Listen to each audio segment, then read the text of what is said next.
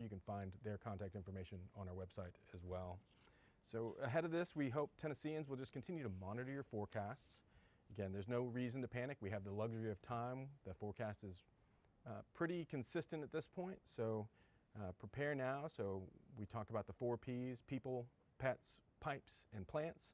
So make sure you have a plan and that you're taking action to check on your family members and your neighbors.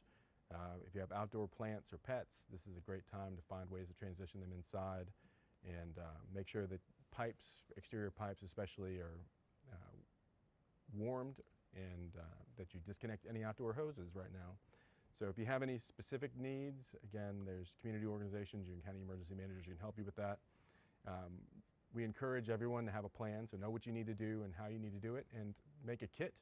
So this is a great time to put in your car some extra blankets, warm jackets, gloves, shoe coverings, shovel, and things like kitty litter or sand that can act as an aggregate, just in case you have to find yourself out and about and you can have extra traction. Have multiple ways to receive alerts. So I'm sure that each of these broadcast stations has an app or a weather app they would love for you to download. And again, you can also download the FEMA app or apps that have weather notifications, and state apps as well. They can help give you information ahead of the storms coming in.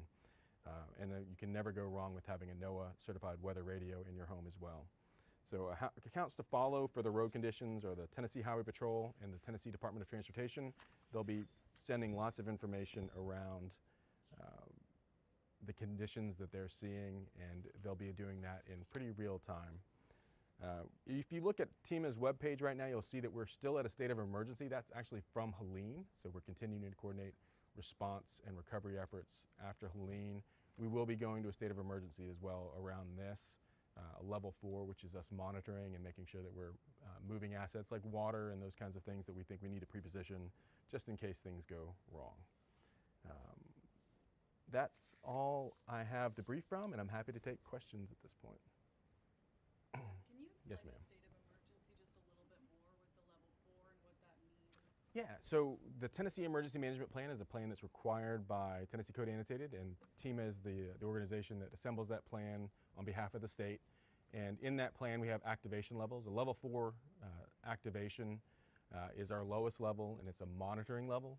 So, but we also take those proactive steps that we think we might need to take in order to meet any anticipated needs. So we'll move foodstuffs and water around, sheltering material if we think we'll need it somewhere, and we'll do it while we can, while the roads are clear, before they get hemmed up. So it's a way for us to communicate too that we're paying attention to something and taking it seriously.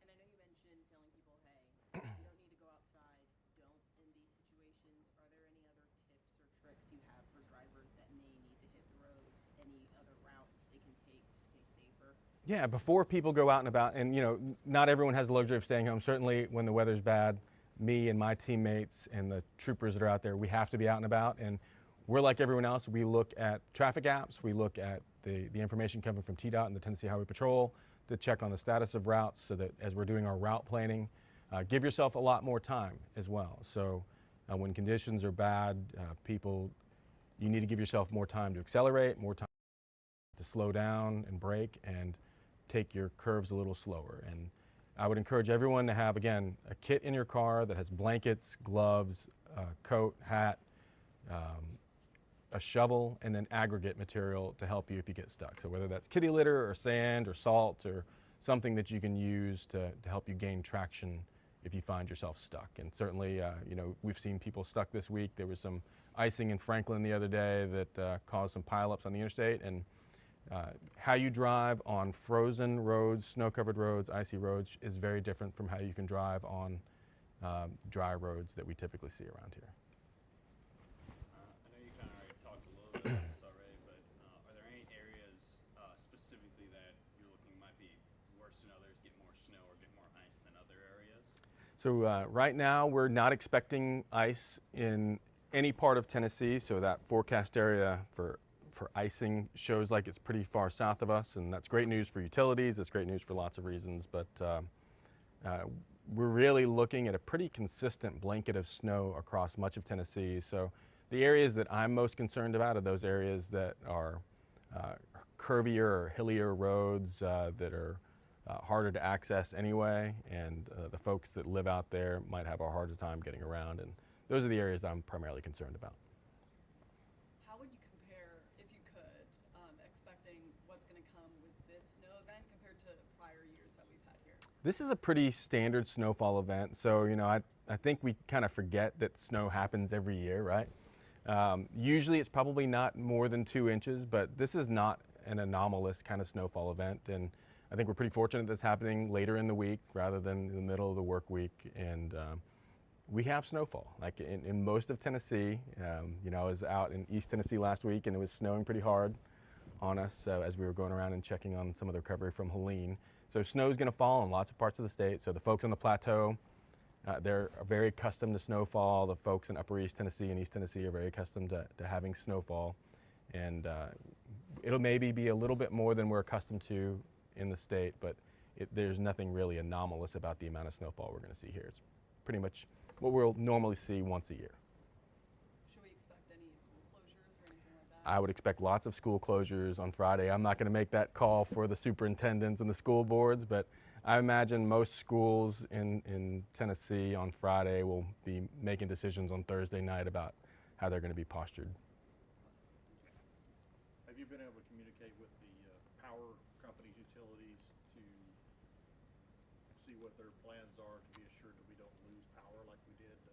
Yeah, TVA's been on top of it and has proactively been communicating with with their constituent utilities and with their stakeholders, of which TEMA is one of them, and I'm comfortable with the plans they have in place right now. And of course, the fact that very little icing is forecast and any that it is outside of Tennessee is encouraging as well. But I know that they're tracking and monitoring, and they have also done a lot of things here in the last 2 years to shore up their power supply and their communication.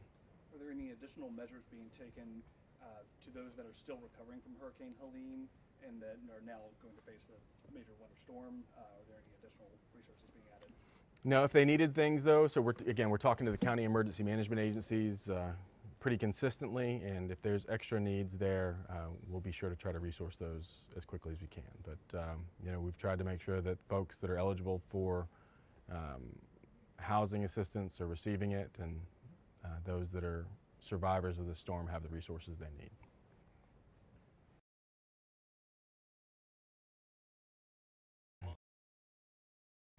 There with TEMA and the local hospitals? Our ESF 8, which is Emergency Support Function 8, is health and medical, and the Tennessee Department of Health honchos that for us, and they've been coordinating with their stakeholders throughout. And we've also been making sure that we're communicating with those that might need medical transportation, so whether dialysis groups. And I would encourage anyone that needs dialysis treatment, that tomorrow would be a great day to get it, rather than trying to wait until after road conditions might deteriorate.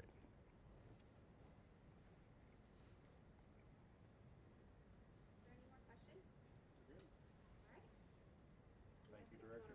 Yeah, well, thanks so much. I hope everyone enjoys what my daughter would tell me is a beautiful, clean snowfall, and hope you're able to enjoy it with some sledding with your families. And if you don't have to be out and about, I encourage folks to stay home and just enjoy it with your family and friends. And if you do have to be out and about, just give yourself more time. Make sure you have a kit and have a plan, and make sure you let people know that you're on the road too. So giving people a heads up so they can help keep tabs on you and make sure that you get help if you need it is important too. So thanks so much.